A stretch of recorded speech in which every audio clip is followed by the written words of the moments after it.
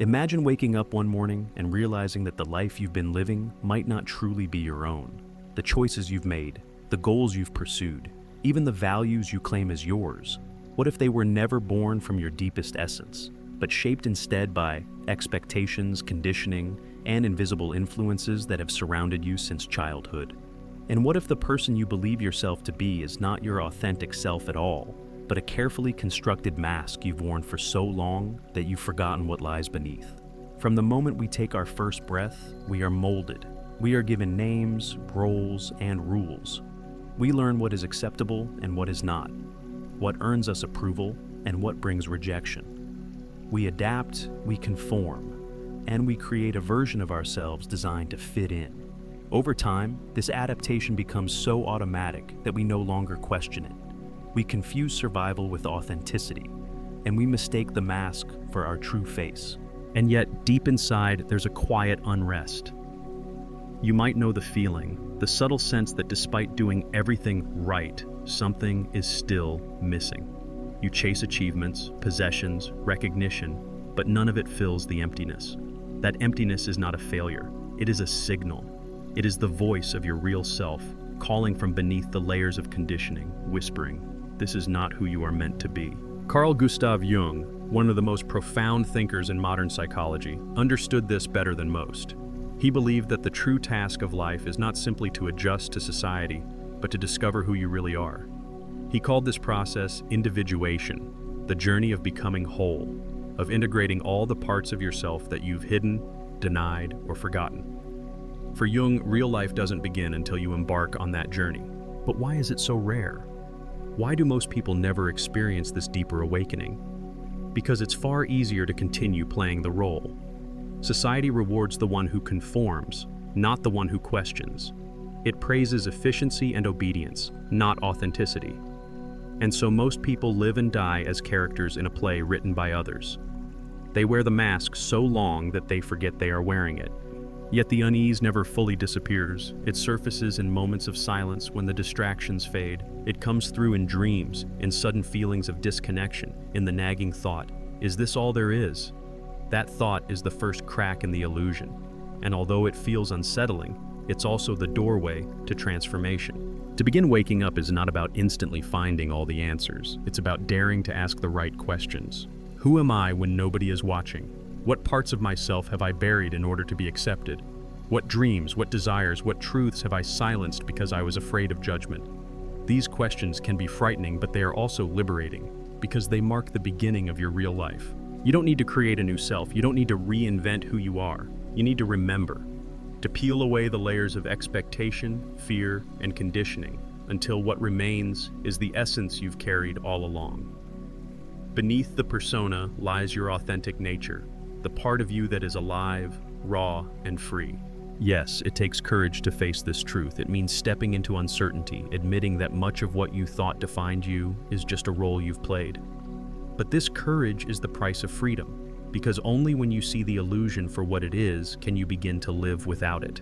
Carl Jung once said, "The privilege of a lifetime is to become who you truly are." That privilege is not something distant. It is available the moment you decide to stop pretending. The moment you choose to look inward instead of outward for validation. The moment you awaken and whisper to yourself, "I am ready to be real." And that is when life truly begins. There are parts of ourselves we would rather not see. The impulses we bury, the emotions we deny, the memories we push away. We convince ourselves that if we ignore them long enough, they will disappear. But the truth is, they don't vanish. They live on in the dark corners of our psyche, influencing our thoughts, shaping our reactions, and coloring our relationships. Carl Jung called this hidden realm the shadow. The shadow is not some abstract theory. It's present in everyone. It is made up of everything you've repressed because you decided, or were taught, that it was unacceptable. Anger, jealousy, fear, vulnerability. But it's not only negative qualities that get pushed into the shadow. Sometimes it's our greatest gifts. A child who is told not to dream too big may bury their creativity. Someone shamed for showing emotion may hide their compassion. A person discouraged from standing up for themselves may repress their strength. All of these qualities sink into the unconscious, locked away in the shadow, waiting. But the shadow does not simply stay silent. It expresses itself in indirect ways, through what Jung called projection. Think about those times you felt an intense dislike for someone without really knowing why, or when another person's behavior triggered such a strong emotional reaction in you that it felt out of proportion to the situation. That is often your shadow speaking. What you cannot accept in yourself, you see magnified in others. You push it away from your own identity, only for it to reappear in the world around you. The problem is that most people spend their lives running from their shadow. They keep pretending it isn't there, believing they can maintain a polished version of themselves if they just suppress the unwanted parts long enough. But repression is like holding a beach ball underwater. It takes enormous energy, and eventually it bursts back to the surface with even greater force. The anger you deny turns into passive aggression. The fear you hide becomes anxiety. The desires you refuse to acknowledge erupt in destructive ways. And yet, here lies a profound truth. The shadow is not your enemy. It is your missing piece. The parts of yourself you've rejected contain not only pain, but also power. Hidden inside your anger is your ability to protect yourself and set boundaries. Inside your fear may be caution, wisdom, and humility. Inside your sadness lies depth and empathy. To reject these aspects is to live as half a person. To embrace them is to become whole. But embracing the shadow requires courage. It means admitting that you are not only the version of yourself you present to the world. It means looking honestly at your flaws, your contradictions, your wounds, and your longings.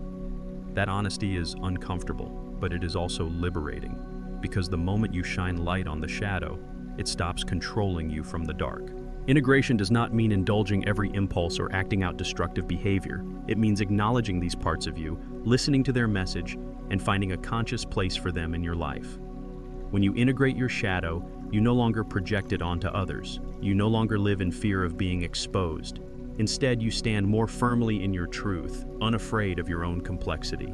Think about how different life would feel if you stopped wasting energy hiding from yourself, if you no longer carried the shame of your own humanity. If you could say, yes, I am flawed, yes, I have darkness, and yes, I am still whole. That is the power of meeting your shadow. It's not about becoming perfect, it's about becoming real. For Jung, growth was never about creating a flawless self-image. It was about learning to accept the full spectrum of who you are. Light and dark, strength and weakness, beauty and imperfection. When you allow all of it to exist within you, you reclaim a sense of authenticity that no external approval can ever provide. The shadow waits for every one of us. It waits for the moment we are finally ready to stop running, to stop pretending, and to face what we've denied. And in that moment, when you look into the darkness and see yourself reflected there, you don't become less, you become more. Deep within us lie forces older than our personal lives. They are patterns that shape not only our thoughts, but also the way humanity itself has dreamed, loved, fought, and sought meaning for thousands of years. Carl Jung called them archetypes, primordial images and energies that live in the collective unconscious, shared by every human being regardless of time, culture, or place. You've felt them before, even if you didn't have the word for them. They are why certain stories move you so deeply, why myths, legends, and films resonate on a level beyond logic. The hero who embarks on a dangerous journey, the wise guide who offers direction, the shadowy villain who must be faced.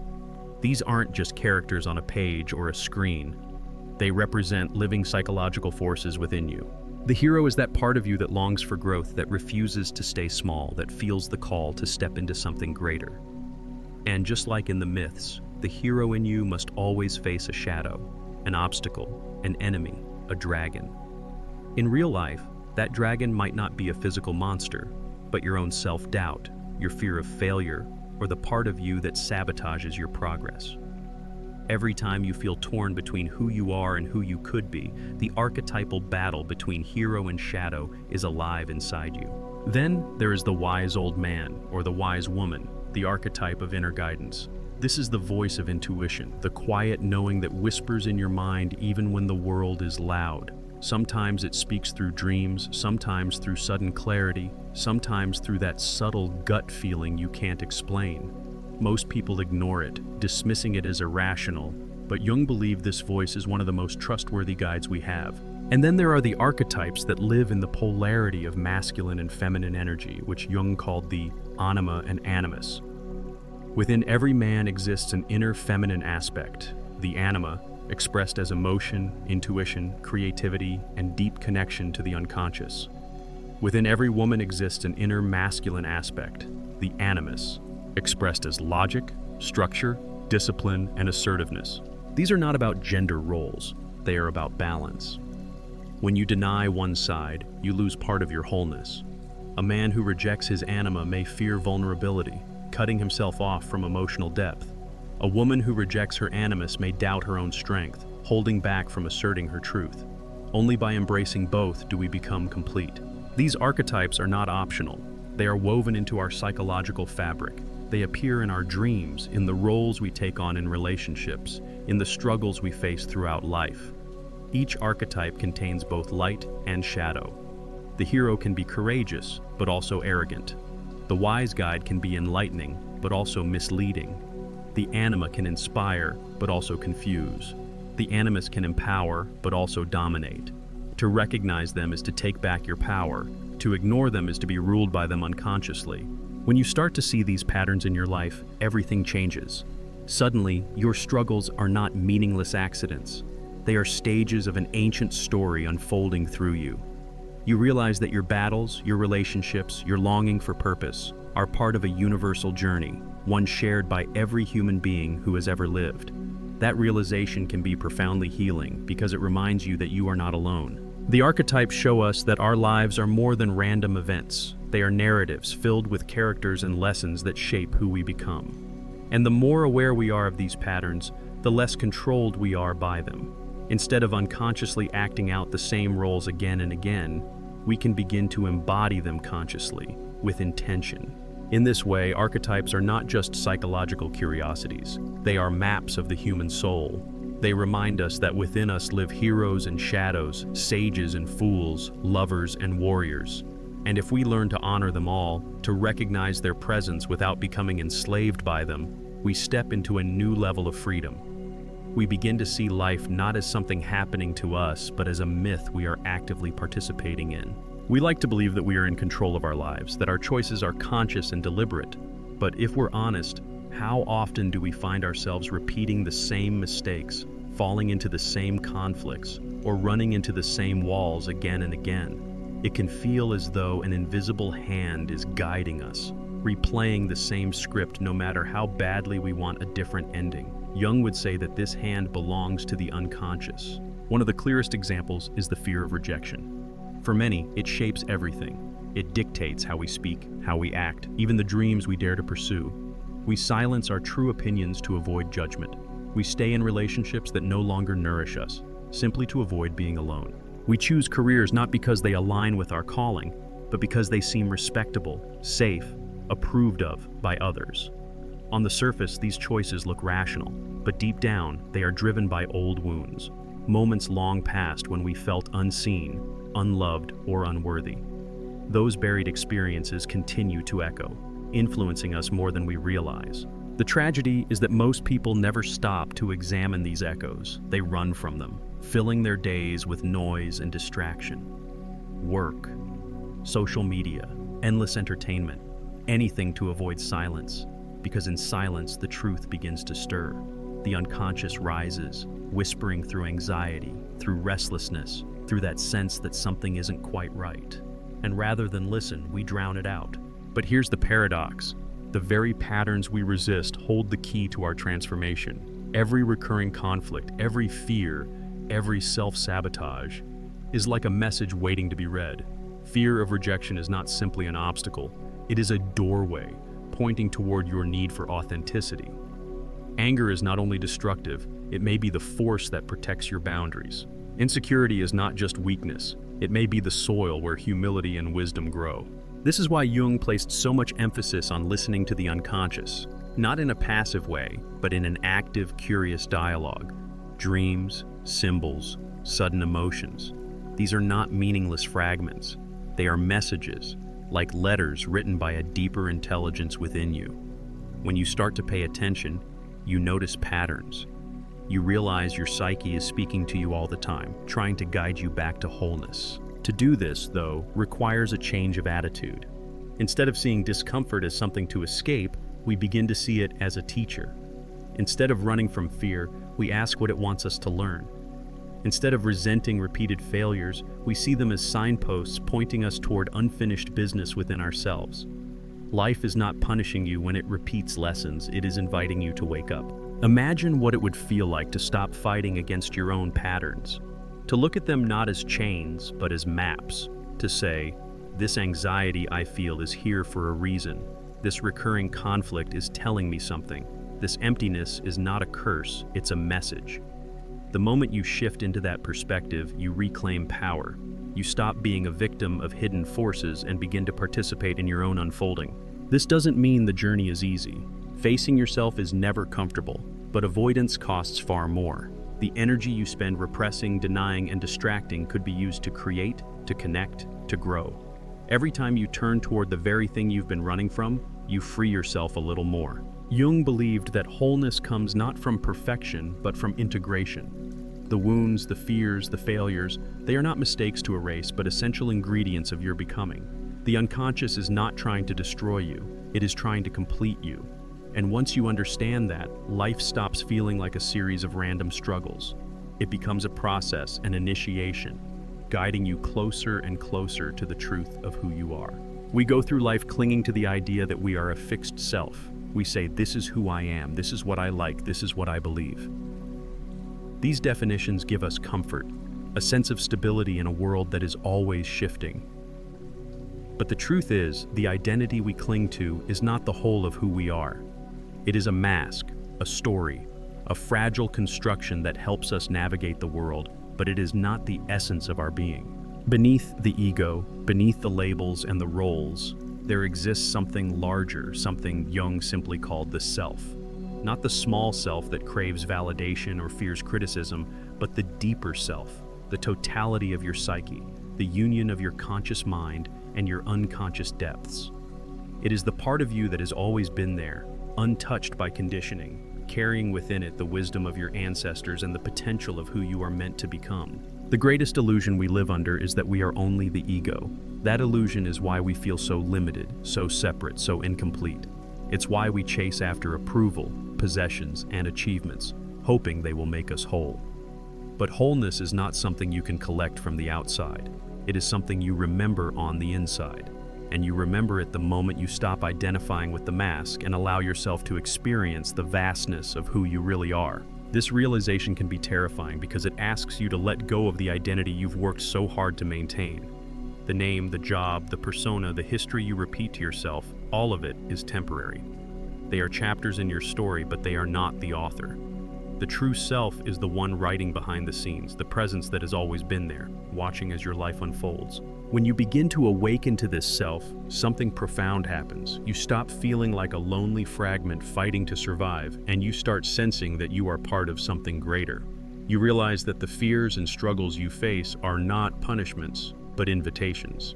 You understand that your story is woven into a much larger pattern, the same archetypal journey that countless others have lived before you. And in that recognition, you find connection, meaning, and a sense of belonging to life itself. The ego will resist this. It will cling to certainty, to control, to labels. It will tell you that without them, you are nothing. But the deeper truth is that beyond those labels, you are everything. You are not a finished product. You are a process, a flow, an evolving consciousness. And the moment you stop clinging to a fixed identity, you open yourself to infinite possibilities of becoming. To live from this place does not mean abandoning the world or denying your personality. It means living with awareness that you are more than the mask you wear. It means allowing the unconscious to speak, listening to your dreams, your instincts, your intuition. It means holding your fears and desires with compassion instead of repression. It means surrendering the illusion of control and trusting that the self is guiding you toward wholeness. And here lies the final truth. You were never truly lost. The self you are searching for has always been within you, waiting to be remembered. Every struggle, every shadow, every archetype was simply part of the path leading you back home. The journey was never about becoming someone else. It was always about uncovering what was already there. Life does not begin the day you achieve success, or the day others finally approve of you. Life begins the moment you dare to remove the mask, the moment you choose to embrace all of who you are, the light, the dark, the known, and the unknown. That is the moment of awakening. That is the privilege Jung spoke of, to become who you truly are. And when you step into that truth, when you stop pretending and start remembering, the world itself begins to change. Because you are no longer living as a fragment. You are living as your whole self. And that is when life, in its fullest sense, truly begins. If this video resonated with you and you'd like to dive deeper into psychology, philosophy, and the insights of Carl Jung, make sure to subscribe to my channel. Don't forget to hit the notification bell so you never miss a new video. Your journey of self-discovery is only beginning.